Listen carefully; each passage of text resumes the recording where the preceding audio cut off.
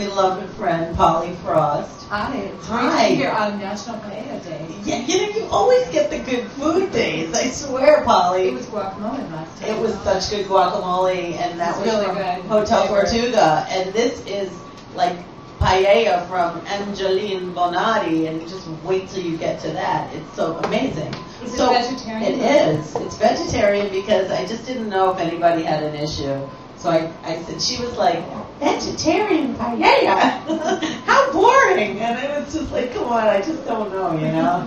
How to play it safe, you know. So, PoLLy, you have been basically on a national tour. Actually, out in California, primarily, and Arizona. The last time I was here, I was starting my new one-person show. And as you know, I moved from being a fiction writer and writing stories, by the way, deep inside.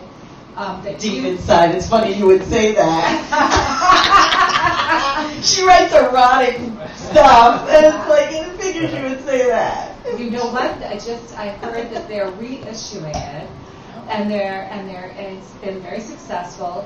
And of course, now with the huge success of 50 Shades of Grey, you know. Oh, that's great! Yes, and that's great. Yeah, and you know when. So say the title. It's Deep Inside. Oh, it is Deep Inside. And Deep Inside, and it's going to be out in stores in paperback, up by the front.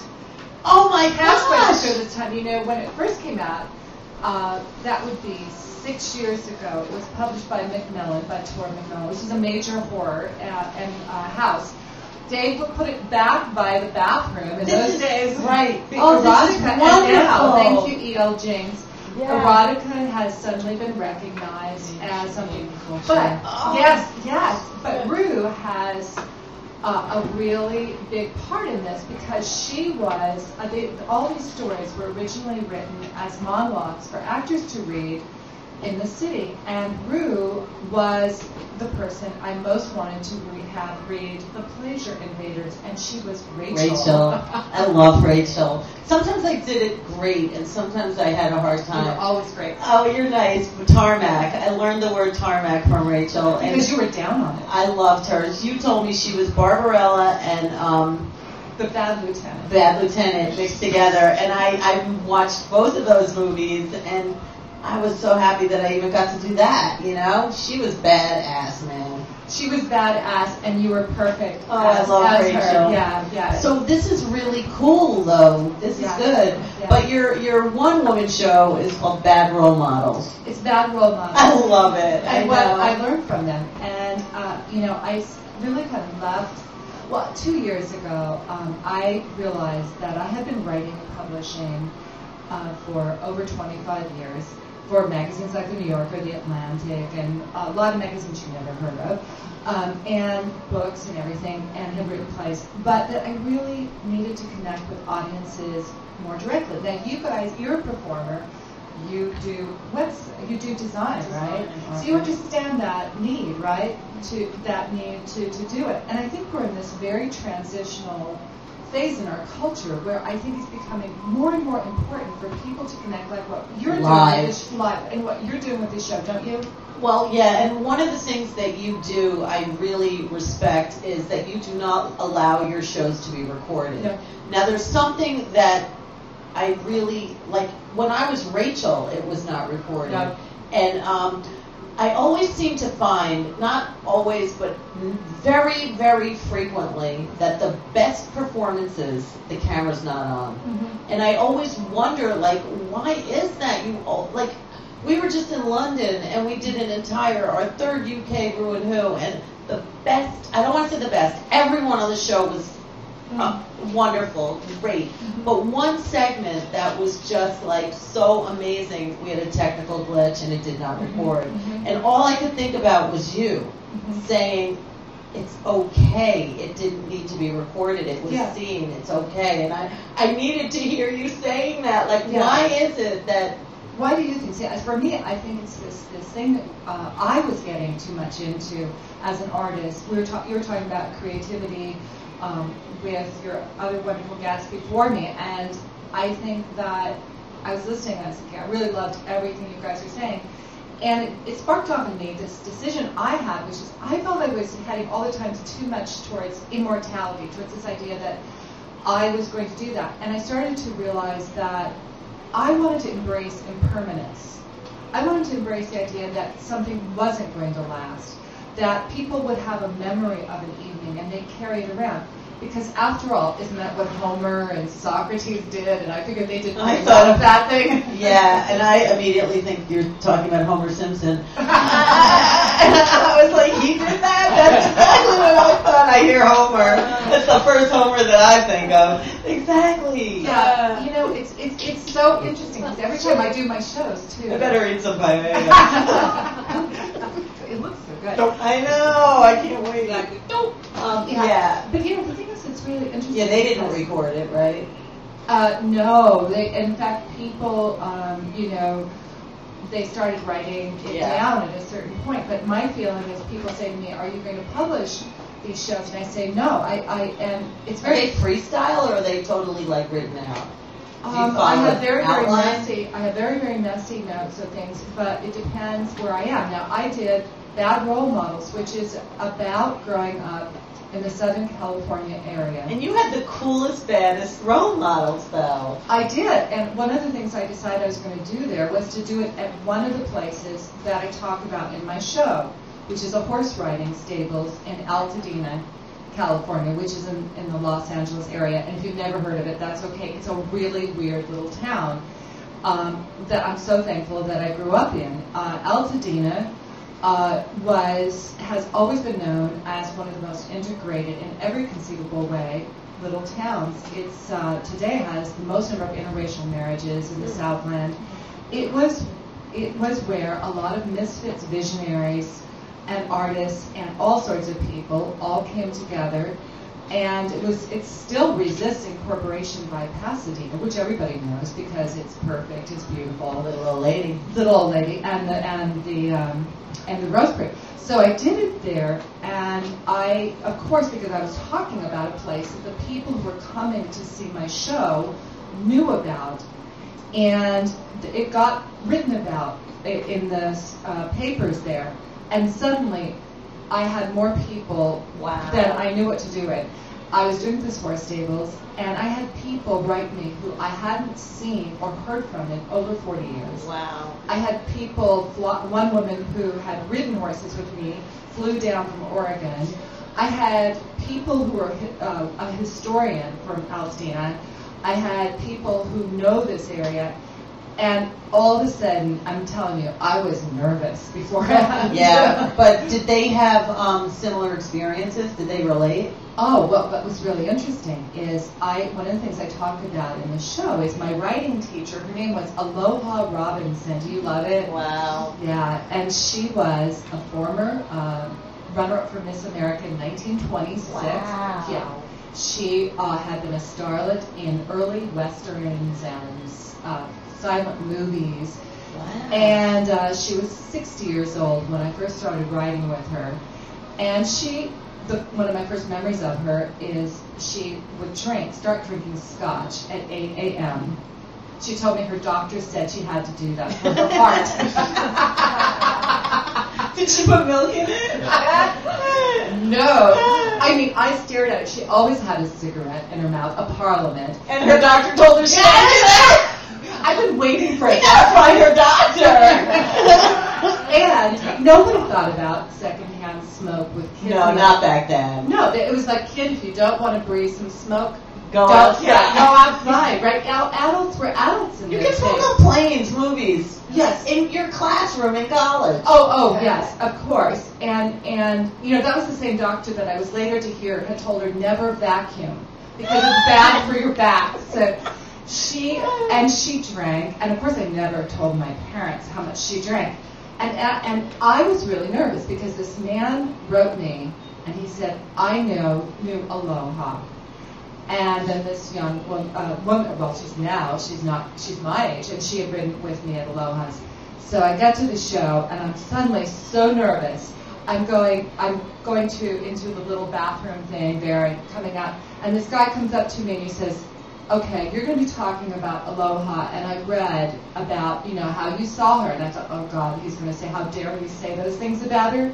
And he had his hands behind his back, and he said, so I brought you the two things she loved most besides horses. And he brings out a bottle of Scoresby Scotch and a pack of Parliament. Oh, he knew. And you know, it was this reminder to me. Aloha. It was this reminder to me that I would say 3 of the women who rode horses with me when we were young teenagers, I'm talking 12, 13, 14, they all came to the show, and not one of them said I was traumatized by her smoking and her drinking. They said it was like the best experience. So it was like, you know, plus she taught us. Did she ever let you guys drink and smoke? Yes, that's one of the things I talk about, is that on my first horse show, I was so nervous. I couldn't go in the ring. And she said, yes, you can. She always says, yes, you can. I said, no, I can't. I'm like, real. I was like 13. I was so awkward and as I say in my show, I was just coming off having had this horrible social debacle of having been scorned and reviled at this new school, this private school. My dad took me out of Altadena, weird Altadena, sent me down to Pasadena to a very proper private school, which I'm sure maybe everybody can relate to, where I didn't fit in. And I go to my first dance there as in 7th grade. Not only did I not fit in, all the girls are wearing these chic dresses like they're 40-year-old matrons with little pearls, perfect little flips, and perfect little page boys. And I'm wearing a number that would have been perfect in Altadena, which is a weird little town. And I was a weirdo from weird Altadena at this new private school. Where Weird Al is from? I don't know. Could be. He could be. You know, he could be. And so I walk in, and I'm wearing this like kind of black checked little left bank number, and I'm already 5'9", and my hair is all over the place. And the boys wouldn't dance with me, and the teachers made them. It was my Carrie moment. You know, it was my Carrie moment. So I'm coming off of this whole thing of being scorned and reviled, and so I told Aloha, I said, I can't go in the ring. I can't humiliate myself again. She said, oh, yes, you can. So she goes and gets the bottle of scotch and a Valium. She was always popping Valium. And she says, just have a little of this and a Valium, and you'll be fine. So I did. And I was terrible in the ring. And I felt even worse. And I turned green. And I puked right as soon as I got out of the ring, because the judge mercifully just, you know, excused me in the first round. And Aloha comes up to me and she says, you survived. And you know what she said? That's all that matters. It's not about winning. It's about doing your best. And you know what? She was right. Yeah, exactly. I think you deserve your paella for that. Not about the scotch and not about the value. Yeah, no, she's right about doing your best. What else can you do? So how about, I think she was a great bad role model. Right, yeah. She meant well. Oh, she was great, because and you never will forget what she pursued her passion. Right. And, you know, she had drawerfuls of unpaid bills. What did she look like? Oh, my God. Drawerfuls of unpaid bills. I like her. And, I mean, we were just talking about, like, making your passion work. Yes. And the more, you know, the older I get, I think, wow, you know, she was always going from one moment to the next. But, you know, she looked from a distance like a mixture of, you know, we're talking very old movie style that she still would have, of Claudette Colbert and Ava Gardner. Okay. Up close, of course, she was ravaged because she was out in the sun and she smoked and drank all the time. And horses had fallen over on her. Wow. And she did this through her whole life. I mean, she died in her 70s for somebody who drank and smoked that much. Yeah. Now, PoLLy, just getting back to, you are like an incredible looking, fabulous role model. I mean, what are your beauty secrets? Because you do not look like Aloha, I'm sure. You are. Well, we're the same age because I'm 60, so you know, I could not get on a horse, however. What, now? No, there's no way. Oh, Aloha. you could so. Oh, no. You know, when I first met her. Look at you. You're like incredible. You're like a model. Thank you. Well, thank you very much. Well, that's the other thing I talk about in my show is getting my look together later in my teens when I was 16, because I've been such an ugly duckling. And I went to modeling school. And did you walk with a book on your head? We had to do that. And then I started modeling clothes for businessmen's lunches, and they groped me, and they spilled their martinis on me, and I modeled these, because this was California, I modeled for Chemo's Polynesian wear. Wow. The little bikinis and little things like that. And I gained confidence from modeling. You know, the groping wasn't so great. Yeah. But all those experiences in my show, I think the reason people relate to the show is we're in this era right now where, God forbid, a parent should do anything wrong. You're supposed to be this perfect role model for your kids. And I think most of us, I think most of us, don't you, Karen? Like when you grew up? My parents they weren't, all perfect, and that's what makes you who you are. Like there's imperfections make people who they are. They make you grow. Yeah, it makes you human. Within imperfection comes beauty, and vice versa.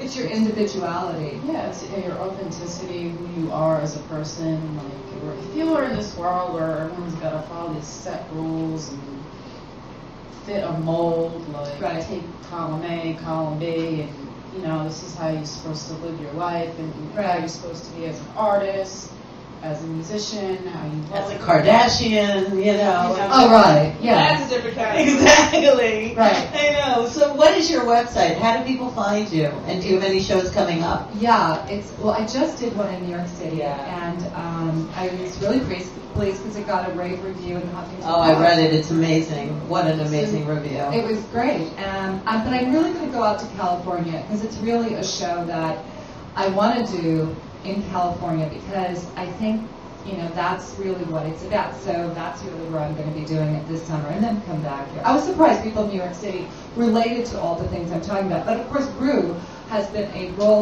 good role model. Yeah, right. Well, you can ask my kids that one. Yeah. They're pretty cool, the kids. Oh, your kids are great. They are. That's the thing. So, it is, I know we just have to move, so it's PoLLyFrost.com? Yes. Just how it sounds. Yes. So you want to try your paella? Oh, yeah, absolutely. Thank you, I made paella. It's got to be good.